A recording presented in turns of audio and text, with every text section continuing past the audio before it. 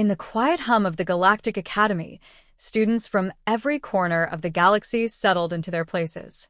The room was an architectural marvel, vast and circular, with walls displaying holographic projections of the stars, nebulas, and the histories of countless civilizations.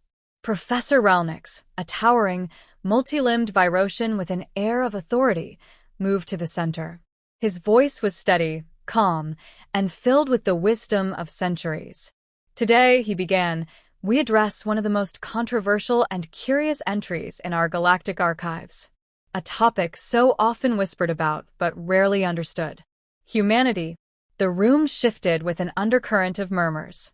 The students, diverse in form and thought, exchanged puzzled looks.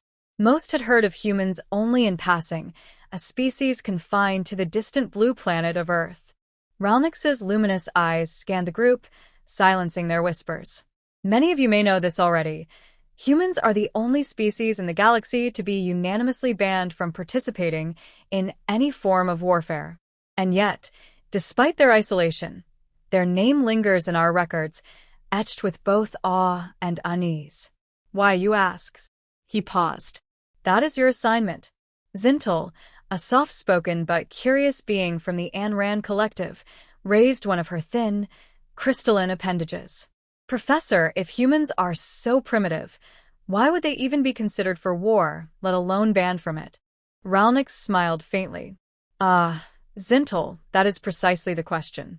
For a species considered primitive by galactic standards, they have left an indelible mark on our shared history. And yet, the full answer eludes even the most learned among us. Your task will be to uncover it. Ikarn, a stoic Itra with a logical mind, folded his arms. Humans must be weak, he said dismissively. They are a species bound to one planet, with no significant presence in the galaxy. What threat could they possibly pose? Ralnix turned his gaze toward Ikarn. Weakness, he said slowly, is often misunderstood.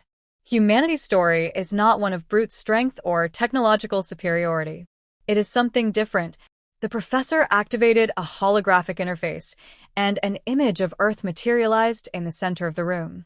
The planet spun slowly, its blue oceans and green lands shimmering under artificial light. You will find that human history is unlike any other, Ralnix continued. Their existence is a tapestry of conflict, perseverance, and an uncanny ability to adapt. The Galactic Council deemed it necessary to suppress much of their history to preserve order. What little remains accessible is fragmented and incomplete. Vorak, a sharp-tongued Shrivan known for his skepticism, leaned forward. If this is true, why hide it? Why not let us study them openly? Ralnix's expression hardened. Because some knowledge is dangerous, Vorak. It is not fear of humanity itself, but fear of what they represent. Their methods, their resilience, they challenge everything we think we know about war, survival, and power. But do not take my word for it. Seek the truth yourselves. With that, the class was dismissed, leaving the students to their thoughts. Later that day, the group of alien students reconvened in the Academy's archive chamber, a sprawling labyrinth of data crystals and holographic displays. Zintel was the first to speak. We should start with their historical records. Maybe we'll find something in their conflicts. Ikarn, ever the pragmatist, tapped into the archive's interface. Earth. Humanity, he read aloud, accessing the public records. Planet classified as a Tier 3 civilization. Limited galactic interactions. Known for rapid technological progression despite significant internal strife. Internal strife? Vorak scoffed. That sounds like incompetence, not a threat. But as they delved deeper, fragments of Earth's history began to emerge. They read about ancient wars fought with crude weapons, empires rising and falling, plagues that decimated populations, and yet humanity enduring through it all. Zintel's voice softened as she read aloud. Despite famine, disease, and endless conflict, humans have shown a remarkable ability to recover. They rebuild faster than any known species. Their technology, though crude by galactic standards, is innovative and often born of necessity. Vorak frowned. So they survive. That doesn't make them exceptional. Ikarn, who had been quiet, finally spoke. It's not just survival. Look here, every catastrophe they've faced, they've turned into an advantage. Wars force them to advance their technology. Environmental disasters push them to innovate. They adapt. Ralnix's words echoed in their minds. Weakness is often misunderstood. As the hours passed, the students uncovered more records, though many were heavily redacted. A pattern began to emerge. Humanity's history was one of relentless conflict, but also of relentless progress. The more they learned, the more questions they had. Finally, Zintel uncovered a partial record that sent a chill through the group. It detailed an event known only as the Great Incident. The file was incomplete, but the language used was stark and ominous. Words like unpredictable, catastrophic, and uncontainable stood out. What happened? Zintel whispered. I don't know, Ikarn admitted. But whatever it was, it scared the Galactic Council enough to ban them outright. Vorak, uncharacteristically quiet, stared at the projection. We need to find the rest of this record, he said finally. The students agreed, their curiosity now tinged with unease. Humanity, it seemed, was not what they had imagined. And the truth, whatever it was, promised to be far more complicated and far more dangerous than they could have anticipated. The students reconvened, their focus sharpened by the lingering questions. With Professor Ralnix's guidance subtly pushing them forward, they delved deeper into the restricted archives, bypassing security protocols through collaboration. Zintel, whose species excelled in data manipulation, managed to extract partial access to classified records. What they found painted an unsettling portrait of humanity's past. The first fragment described Earth's early history, small, warring tribes that rose to power through ingenuity and sheer will. Unlike most species that united for survival, humans thrived in division. It was their conflicts that propelled their development. The students read about tools repurposed as weapons, strategies refined over centuries, and victories often achieved not through strength, but through cunning. Humans are chaotic, Zintel remarked. But there's a purpose to it, isn't there? Each war, each disaster, it seems to drive them forward. Ikarn's tone remained skeptical. Progress born from conflict is dangerous. It's unsustainable. Yet the more they uncovered, the clearer it became that humans were not bound by the usual rules.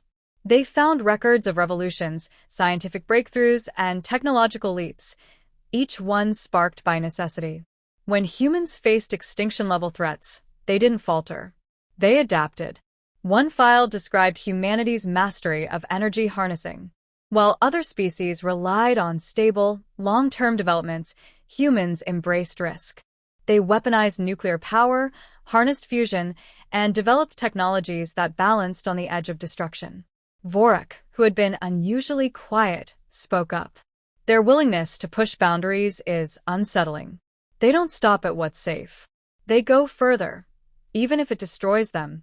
A second fragment detailed humanity's psychological complexity. Unlike most species, humans were driven by emotions, fear, hope, anger, and yet they used those emotions to fuel their actions. During wars, their determination only grew stronger. Where other species would retreat, humans found resolve in desperation. They're unpredictable, Zintel said. No logic dictates their choices, but somehow it works for them. That must be why they're seen as dangerous. Their research then turned to a pivotal point in history, humanity's emergence on the galactic stage. This fragment recounted humanity's first contact with advanced civilizations. Initially, humans were seen as a curiosity, a species with no warp capabilities, no unified government, and seemingly primitive technologies. But this perception shifted quickly. Humans, it turned out, learned faster than expected. Within decades of contact, they adapted alien technology, improved it, and implemented strategies even the most advanced civilizations had never considered. One account described a human fleet, vastly outgunned, employing tactics so unconventional that they dismantled a superior enemy force in mere days. Improvisation, Ikarn muttered. They exploit weaknesses that others don't see. That's not a strength. It's recklessness. But it works, Zintel countered. And that's what makes them formidable. They thrive in chaos. The final fragment they accessed mentioned a significant galactic conflict, an event referred to only as the Rift War. The details were sparse, with heavy redactions, but the implications were chilling. Humans, brought in as a last resort by a desperate alliance, had turned the tide of the war. Their presence alone shifted the balance of power, but at a cost that left the galaxy scarred. Vorik leaned forward, his voice low. What could they have done that frightened the Council so much? Whatever it wasn't just victory. It was something more. The students sat in silence, their earlier skepticism now replaced by a growing unease. Humans weren't merely survivors. They were disruptors. They thrived in situations that broke others. Their ability to adapt, innovate, and endure was unparalleled, but it came with a cost. Every advance, every victory, left a trail of destruction in its wake. Maybe the ban wasn't about protecting the galaxy from humans, Zintel said softly. Maybe it was about protecting humans from the galaxy, or protecting everyone else from what they could become. No one disagreed. Humanity's story, fragmented as it was, revealed more than the students had anticipated. They had started their research expecting to uncover weakness or irrelevance. Instead, they found a species whose potential was both awe-inspiring and terrifying. The more they learned, the clearer it became that humanity's banishment was not a punishment. It was a precaution. The deeper the students delved, the more they realized how incomplete their understanding of humanity remained. Determined to uncover the truth, they sought out first-hand accounts from species who had interacted with humans before the ban. These testimonies, scattered and often contradictory, revealed as much about the galaxy's perception of humans as they did about humanity itself. One account came from the Vakrians, a species known for their logical precision. Their ambassador described humanity as erratic and difficult to negotiate with. They possess a stubbornness that defies reason, the ambassador had said. When cornered, they refuse to concede, even when defeat is inevitable. They fight as though surrender is a concept that offends them. And more often than not, their refusal to yield creates outcomes no one could predict. This description unsettled the students. Most species adhere to the principle of calculated risk, knowing when to retreat to preserve resources and lives. Humans, it seemed, disregarded such logic entirely. Another testimony came from the Krynith, a species renowned for their strategic brilliance. The Krynith commander's words stood out. We underestimated them. Not their strength, but their creativity. Humans do not abide by the rules of engagement. To them, a solution is not bound by tradition or honor. They will dismantle their own ships for parts mid-battle if it gives them an advantage. They see possibilities where others see constraints. Vorik leaned back, his expression unreadable. They're unpredictable because they're desperate, he said. It's survival instinct, not strategy. But Ikarn, ever logical, disagreed. It's more than desperation. It's an ability to think beyond what's known, beyond what's expected. That's not a weakness. That's evolution. The most chilling account, however, came from the Trolix, a species that prided itself on psychological warfare. Their general described an incident during the Rift War, one that had left a lasting impression on the galactic community. They were outnumbered, outgunned, the general explained. We believed their morale would break. Instead, they retaliated in ways we could not anticipate. They exploited every weakness, every vulnerability, even those we didn't realize we had. And when we thought they were finished, they pushed harder. It wasn't their technology or their strength that defeated us. It was their resolve. Their refusal to accept defeat was not bravery. It was something far more terrifying. The students exchanged uneasy glances. Humanity's defiance, their refusal to abide by conventional limits, was becoming a recurring theme. But there was something else in these testimonies, something unspoken. Fear. Zintel broke the silence. It's not just their actions. It's the way they think. They don't see the universe the way we do. To them, there's always a way forward, no matter how impossible it seems.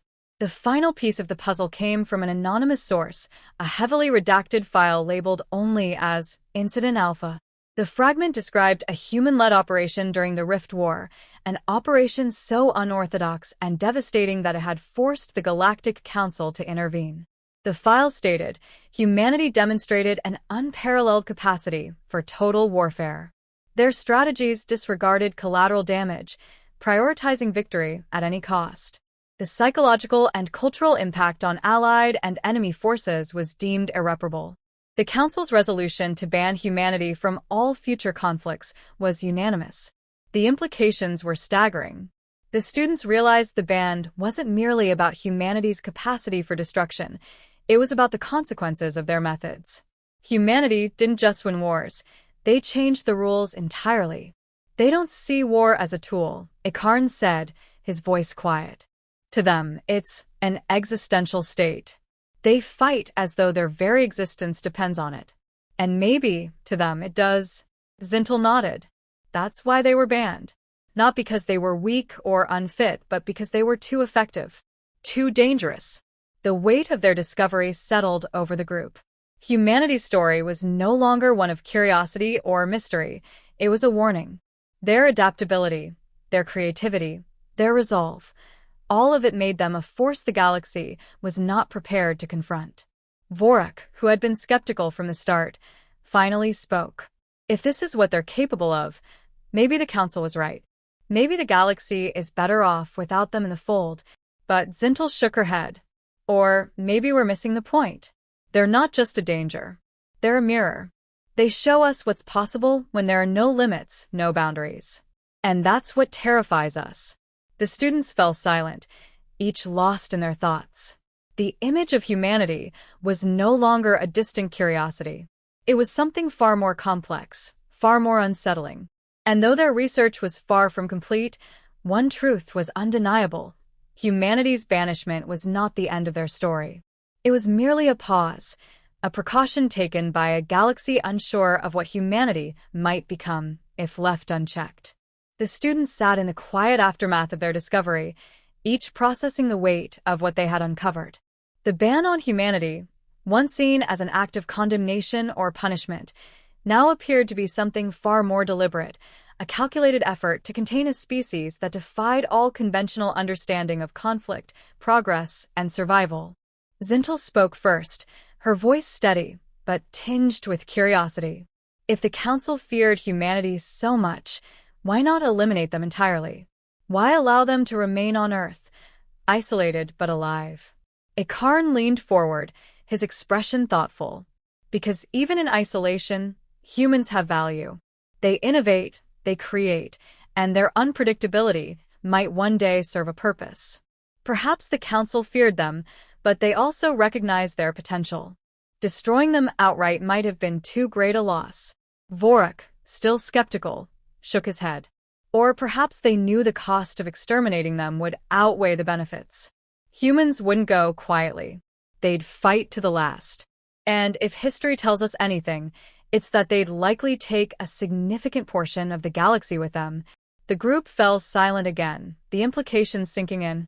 Humanity wasn't just a species capable of survival, they were a species capable of reshaping the universe itself, for better or worse. I think it's more than that, Zintel said after a moment. I think the Council didn't destroy them because they represent something unique. They're not bound by the same rules as the rest of us. They break barriers, challenge norms, and create possibilities we can't even imagine.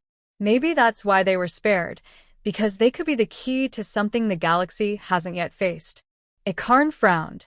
Or something the galaxy hopes it never has to face. Their discussion turned to the implications of humanity's isolation. Confined to Earth, humans were left to their own devices. Their progress slowed but not halted. The students speculated on what humanity might achieve in the absence of external interference. Would they stagnate, limited by their environment? Or would their innate drive push them to overcome even the constraints of isolation? They've always thrived under pressure, Zintel pointed out. Even when faced with extinction, they've found ways to adapt and survive. Isolation might slow them down, but it won't stop them. Vorak leaned back, his skepticism tempered by what they had learned. And if they break free of their isolation, If they returned to the galactic stage, the question hung in the air, unanswered. The possibility of humanity's resurgence was both fascinating and terrifying. Their history suggested that any return would not be a quiet re-entry, but a seismic shift in the balance of power. Icarn spoke cautiously. If they return, it won't be as the species we know now. They'll have changed, evolved. And if their past is any indication, they'll bring with them ideas and technologies that could redefine everything we know about war, diplomacy, and progress. The students turned their attention to the broader implications of their findings. Humanity, it seemed, was not an anomaly to be dismissed but a catalyst for change, one that the galaxy had chosen to contain rather than confront. "They're a paradox," Zintel said. "A species capable of both incredible destruction and incredible innovation." The Council must have seen that. They didn't ban humanity just to protect the galaxy. They banned them to protect themselves from what humanity could make them become. Vorik frowned. And what happens if that balance is disrupted? If someone brings humanity back into the fold? The idea was chilling. Humanity's potential, unchecked, could reshape the galaxy in unpredictable ways. But it was also tantalizing. What might the galaxy gain from embracing a species so fundamentally different, so driven by creativity and resilience? Zintel's voice softened. Maybe the real question isn't whether humanity is a threat. Maybe it's whether the galaxy is ready to face what they represent, a species unafraid of failure, unafraid of change. The students knew their findings would not be welcomed by the Academy or the Council. The truth about humanity was too complex, too dangerous, to be widely understood. But as they prepared to conclude their research, one thing was clear. Humanity's story was far from over. "They've been written off as a mistake," Icarn said. "A species too volatile to be part of the galactic community. But maybe that's what makes them important. They don't fit the mold. They don't follow the rules. And in a galaxy as vast and unpredictable as ours, maybe that's exactly what we need." The students left the archives that day, their perspectives forever changed. They had begun their research expecting to find weakness, irrelevance, or chaos. Instead, they had uncovered a truth that shook their understanding of the galaxy itself. Humanity was not a threat because of their technology or their strength. They were a threat because they refused to accept limits.